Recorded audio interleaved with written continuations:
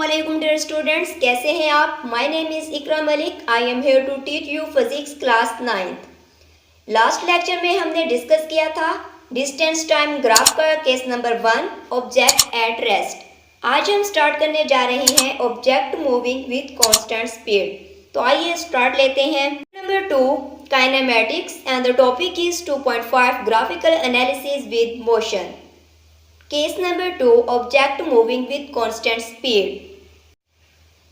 जब आप constant speed के साथ चल रहे हों, गाड़ी मुसलसल एक ही रफ्तार से चल रही हो, आप बाइक पर जा रहे हैं, आप मीटर पर देखें 40 की स्पीड है या फिर 30 की स्पीड है, सेम स्पीड है, कम या ज़्यादा नहीं हो रही। इसका मतलब क्या हुआ कि आपकी स्पीड जो है वो कांस्टेंट है।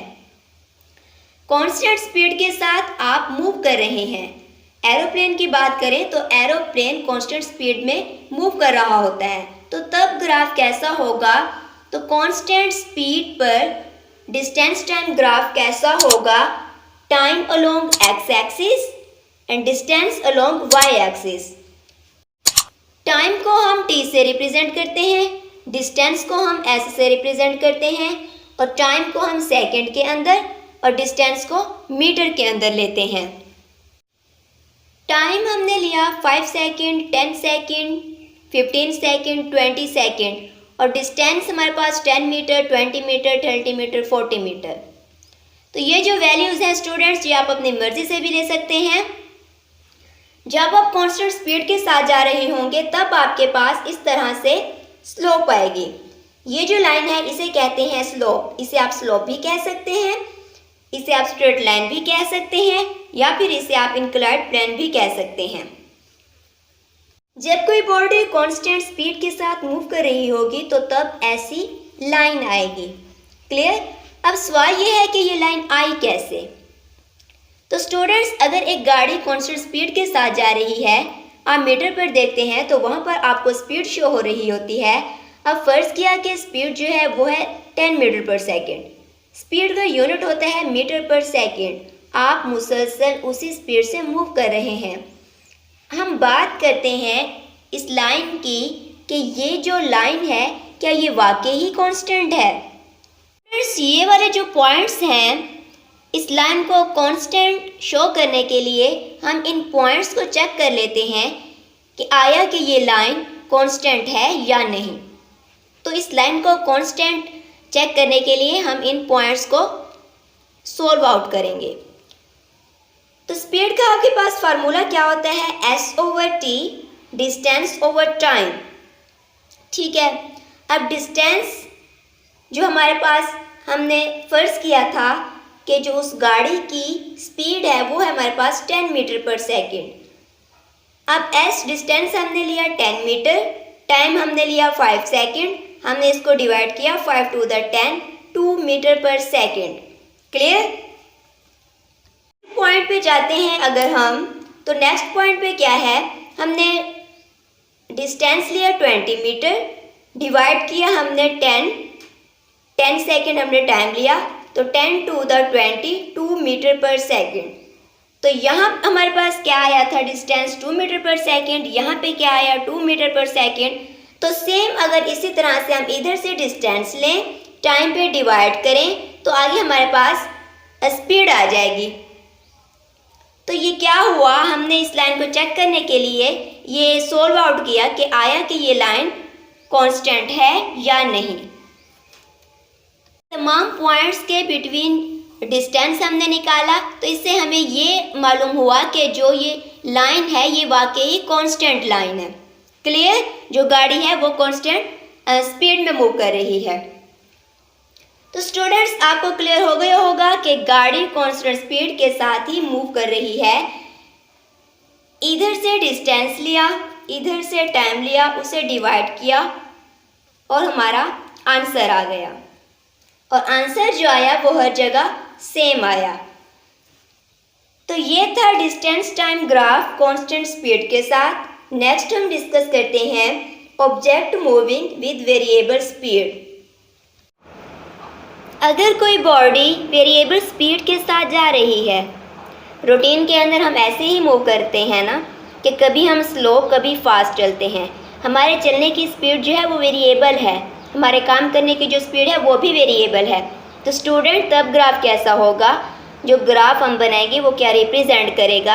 अब ये ग्राफ देखिए, ये आपको बता रहा है कि स्पीड जो है वो पहले स्लो है, ठीक है, कम है स्पीड, कम से वो ऊपर जाती जाती ज़्यादा हो गई, ठीक है, ज़्यादा होके फिर कम हो गई। तो ये ग्राफ क्या रिप्रेजेंट कर रहा है कि जो स्पीड है वो पहले आहिस्ता फिर ज़्यादा फिर आहिस्ता फिर ज़्यादा, इस तरह से इसकी स्पीड कम या ज़्यादा हो रही है। हॉरिजेंटल पर हमने ले लिया टाइम को, वर्टिकल पर हमने ले लिया डिस्टेंस को। अब आपसे कहा जाता है कि किसी भी पॉइंट पर वेरिएबल स्पीड फाइंड आउट कीजिए। तो स्टूडेंट्स आपने करना क्या है कि जब वेरिएबल स्पीड पूछी जाए, अब यहाँ पर जो लाइन है ये कर्व लाइन है, ठीक है, स्ट्रेट लाइन नहीं है। कांस्टेंट स्पीड के अंदर स्ट्रेट लाइन थी, ठीक है। जो स्ट्रेट लाइन थी उसमें आपने क्या किया, परपेंडिकुलर ओवर बेस लेते गए और पॉइंट्स निकालते गए। बट वेरिएबल स्पीड में कर्व लाइन है, तो यहाँ आप क्या करेंगे, टेंजेंट ड्रा करेंगे। क्लियर? मैथमेटिक्स के अंदर आपने टेंजेंट के बारे में स्टडी किया होगा। टेंजेंट किसे कहते हैं, टेंजेंट लाइन क्या होती है, ऐसी लाइन जो कर्व लाइन को टच करके गुजरती है, ठीक है। ग्राफ से देखें, मैंने ये टेंजेंट जो है ड्रा किया, ये वाला टेंजेंट, ठीक है, ये हमारे पास पॉइंट है P। अब इस पॉइंट से मैंने इस टेंजेंट को ड्रा किया। क्लियर? अब ये जो पॉइंट है ये 10 सेकंड पे है, ठीक है, मैंने टेंजेंट ड्रा किया, टेंजेंट जो है वो 5 सेकंड से आके जुड़ गया। 10 सेकंड पे पॉइंट था, टेंजेंट ड्रा किया, टेंजेंट की जो लाइन थी वो 5 सेकंड से जुड़ गई। अब 10 सेकंड पे पॉइंट था, टेंजेंट ड्रा किया, 10 सेकंड से पीछे 5 सेकंड पे जुड़ गया। अब जितने पॉइंट हमने पीछे हैं हमारे पास, उतने ही पॉइंट हम आगे लेंगे। तो ये था हमारे पास 5 सेकंड पे, आगे हम ये आ जाएगा हमारे पास 15 सेकंड पे। अब इसकी वैल्यू कहाँ तक लेनी है, 15 सेकंड तक। क्लियर? अब इस टेंजेंट की स्लोप कैसे लेनी है, ये वाई एक्सिस और एक्स एक्सिस पर। अब स्लोप कैसे आती है, स्लोप आती है हमारे पास tan थीटा से, क्योंकि स्लोप क्या है हमारे पास, परपेंडिकुलर ओवर बेस। क्लियर? अब जो परपेंडिकुलर है हमारे पास वो है RS। इस पॉइंट को मैंने Q का नाम दे दिया, ये वाला पॉइंट हमारे पास P था, इस पॉइंट को हमने R का नाम दे दिया और इसे S का नाम दे दिया। अब ये जो है ये हमारे पास परपेंडिकुलर है और ये बेस है, ये हमने टेंजेंट ड्रा किया। तो परपेंडिकुलर हमारे पास क्या है, RS divided by base, base हमारे पास क्या हो गया, QS, तो ये आ जाएगा हमारे पास QS। अब RS की वैल्यू क्या है, R हमारे पास कहाँ पर है, 30 पर, 30 मीटर, और QS, अब ये जो QS है, बेस जो हमारे पास है, 5 पॉइंट जो हमारे पास था वो पीछे था, फिर हमने 5 पॉइंट आगे वाले लिए। क्या करेंगे हम, 15 माइनस 5, 10 आ जाएगा हमारे पास, तो 10 पे हमने डिवाइड कर दिया। तो हमारे पास जो टेंजेंट थी, टेंजेंट हमारे पास क्या आई, 3 मीटर पर सेकेंड। तो ये था हमारे पास वेरिएबल स्पीड। तो ये था हमारे पास वेरिएबल स्पीड का ग्राफ बनाने का तरीका, और उसे फाइंड आउट कैसे किया जाता है। वेरिएबल स्पीड के अंदर टेंजेंट लाइन ड्रा करते हैं, जितने पॉइंट्स पीछे जाके रुकेगी उतने ही पॉइंट्स हम आगे के इंक्लूड करेंगे। क्लियर?